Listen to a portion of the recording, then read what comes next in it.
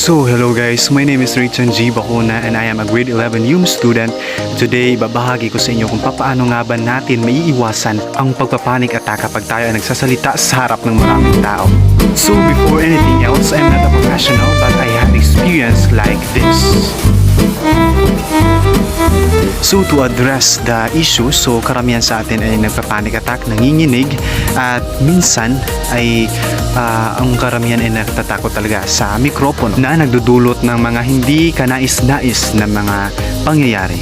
So isa ka ba sa mga taong natatakot o nanginginig kapag nagsasalita sa harap ng maraming tao? This video is for you. So number one is ang proper hygiene or personal care. So isa ito sa pinaka-importanting bagay kapag tayo ay sasali sa isang competition or may graduation speech at marami pang iba. So alam ko guys na masyado siyang weird but isa ito sa pinaka-importanting bagay kagaya ng pagliligo, pag-a-apply ng deodorant. So bakit nga ba natin kailangan na magligo at mag-apply ng deodorant?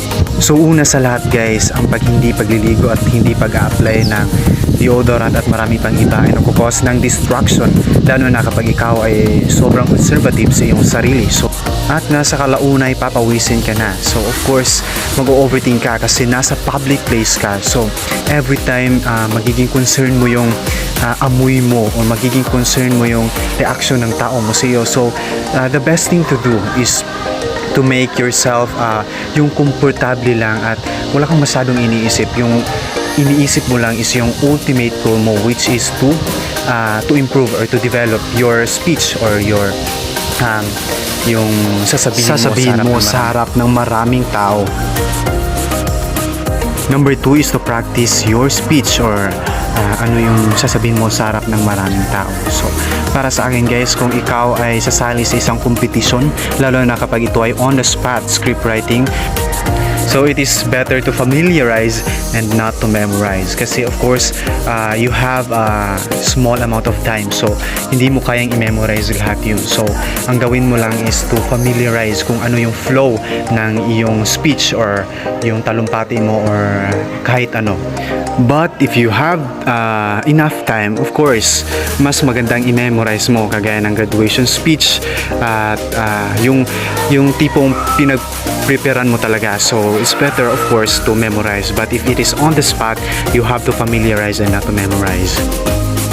So third is to think positive. So wag kang masyadong wag mong masyadong isipin kung anong magiging outcome or ipipredict mo yung outcome like baka malimutan ko or baka mental block ako. So the first thing you do is to focus on your ultimate goal. So that ultimate goal is to improve and develop your speech or your talumpati. So wag mo masyadong predict kung ano ang maaaring mangyayari. So think ka lang ng positive and mag-focus ka sa iyong ultimate goal.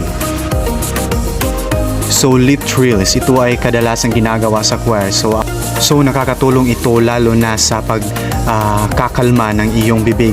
Lalo na kapag tayo ay nagpa-panic attack, of course nanginginig yung buong katawan natin at including na yung bibig natin. So this is the best practice para ma-lessen yung pagninig ng iyong bibig.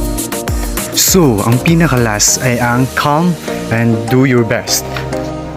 So before ang iyong speech, of course, need mong kalmahin yung sarili mo and think positive. Huwag mong isipin kung anong mangyayari. And then, just like what I've said, focus ka lang sa ultimate goal mo and do your best. And kapag ikaw ay nagkamali, huwag mong masyadong dibdibin and of course, make it a motivation upang mas pagandahin pa ang iyong pag-deliver ng speech mo and marami pang iba.